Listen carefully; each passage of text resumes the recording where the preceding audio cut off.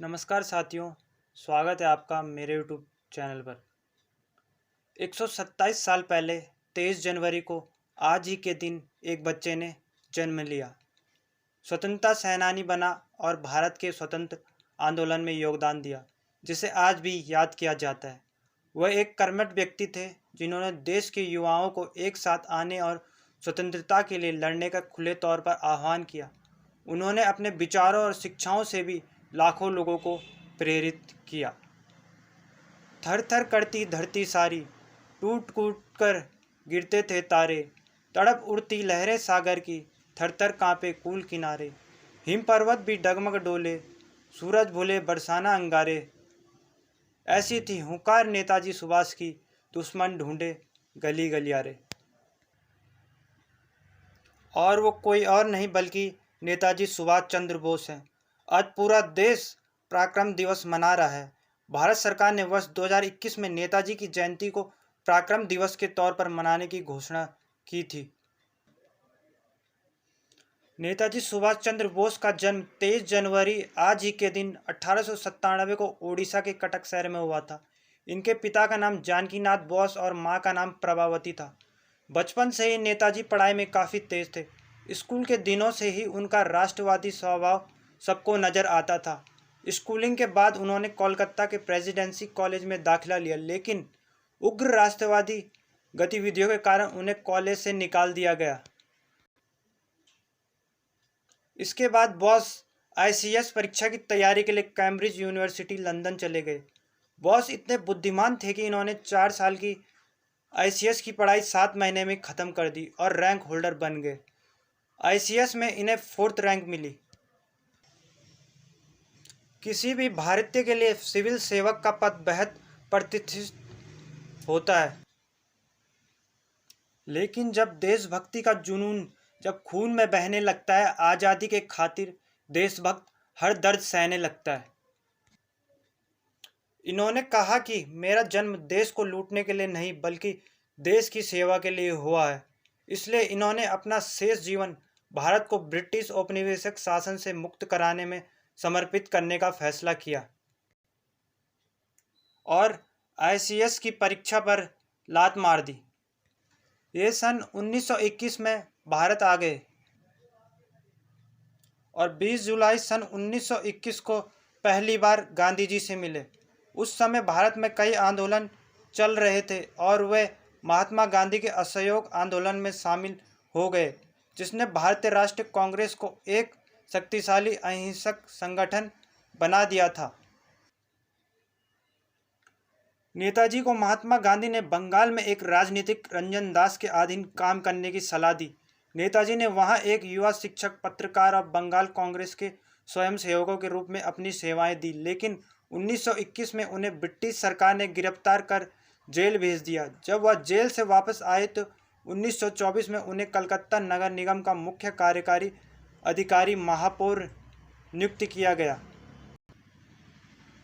1928 में कांग्रेस का वार्षिक अधिवेशन मोतीलाल नेहरू की अध्यक्षता में कोलकाता में हो। गांधी जी उन दिनों पूर्ण स्वराज्य की मांग से सहमत नहीं थे। इस अधिवेशन में उन्होंने अंग्रेज सरकार से डोमिनियन स्टेट मांगने की ठान ली थी, लेकिन सुभाष चंद्र बोस और जवाहरलाल नेहरू को पूर्ण स्वराज्य की मांग से पीछे हटना बिल्कुल मंजूर नहीं था।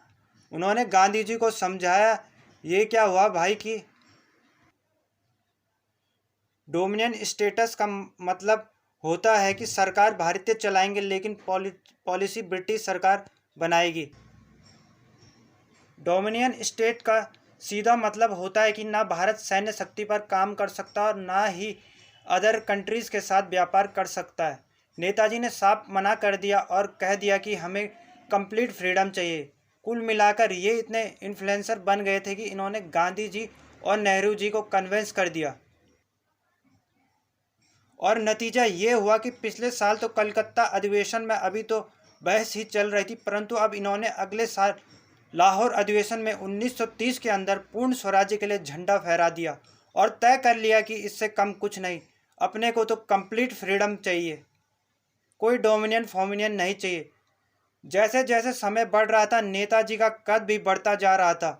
अब 1939 का समय आया और तब गांधी जी को अच्छा नहीं लग रहा था। ये थोड़ा गर्म दल वाले बन रहे थे क्योंकि गांधी और नेहरू नरम दल के थे। ये चाहते थे अब दुनिया भर में लड़ाइयाँ हो रही है तो हमें भी लड़ना चाहिए क्योंकि वर्ल्ड वार 2 का टाइम आ गया। इस टाइम अंग्रेज कमज़ोर पड़ जाएंगे, क्यों ना इस टाइम उन्हें हरा दिया जाए, उन्हें तोड़ दिया जाए। गांधी जी बोले, नहीं नहीं, हमें आपका तरीका पसंद नहीं है, क्यों ना इलेक्शन करा दिए जाएं। तो फिर प्रेसिडेंट की पोजीशन के लिए इलेक्शन का समय आया। तो गांधी जी ने क्या किया, इनको हटाने के लिए अपना आदमी लगा दिया, सीतारमैया। साउथ से लेके आए सीतारमैया को और पूरी कांग्रेस कमेटी को बता दिया इनके लिए प्रचार करो, और पूरे भारत में सीतारमैया के लिए कैंपेन करने लग गए और कह दिया कि सीतारमैया जीतेगा तो समझ लेना मैं जीत गया। नेताजी ने भी गांधी जी से आशीर्वाद लिया और अपना समर्थन जुटाने लगे। इलेक्शन का रिजल्ट आया तो गांधी जी के विपरीत नतीजे आए। सीतारमैया को 1377 मत मिले और नेताजी को 1580। गांधी जी के विरोध के बावजूद सुभाष बाबू 203 मतों से चुनाव जीत गए। गांधी जी ने सीतारमैया की हार को अपनी हार बताकर अपने साथियों से कह दिया कि अगर वे सुभाष के तरीकों से सहमत नहीं है तो वो कांग्रेस से हट सकते हैं। 1939 का वार्षिक कांग्रेस अधिवेशन त्रिपुरी में हुआ। गांधी जी स्वयं भी इस अधिवेशन में उपस्थित नहीं रहे और उनके साथियों ने भी सुभाष को कोई सहयोग नहीं दिया। आखिर में तंग आकर सुभाष चंद्र बोस ने कांग्रेस अध्यक्ष पद से इस्तीफा दे दिया। उन्होंने गांधी जी से कह दिया कि हमारे रास्ते जरूर अलग हो सकते हैं, लेकिन हमारा मकसद एक ही है, देश को अंग्रेजों की गुलामी से आज़ाद कराना। अब देश में बात तो बन नहीं रही थी, गांधी जी भी इनको सहयोग नहीं कर रहे थे, तो ये देश से बाहर निकलकर आ गए। इसके बाद इन्होंने जर्मनी, जापान, इटली, कोरिया आदि देशों से अपना समर्थन मांगा। इन्होंने अपनी बातों से हिटलर और जापान तक के पीएम को प्रभावित कर दिया। अंग्रेजों को भी पता लग गया था कि नेताजी कोई बहुत बड़ा प्लान कर रहे हैं। उन्होंने अपने गुप्तचरों को इनके पीछे लगा दिया।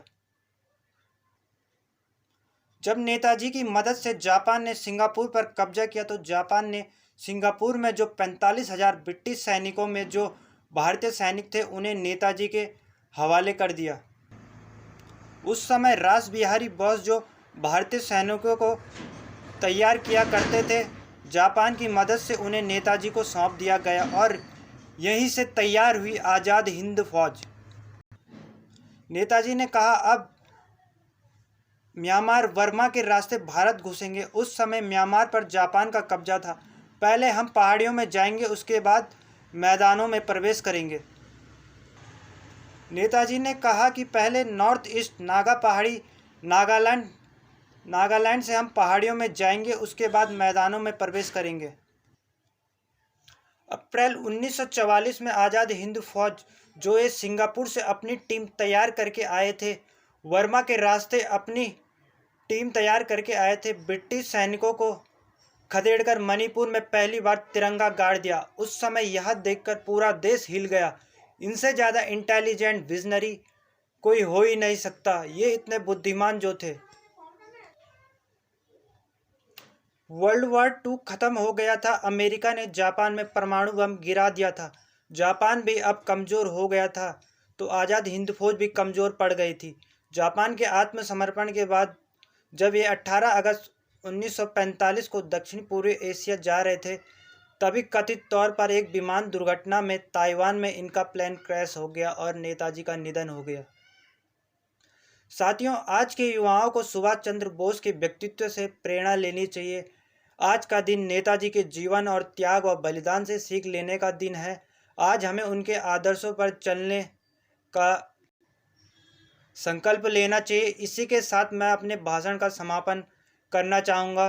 धन्यवाद। जय हिंद, जय भारत, जय उत्तराखंड।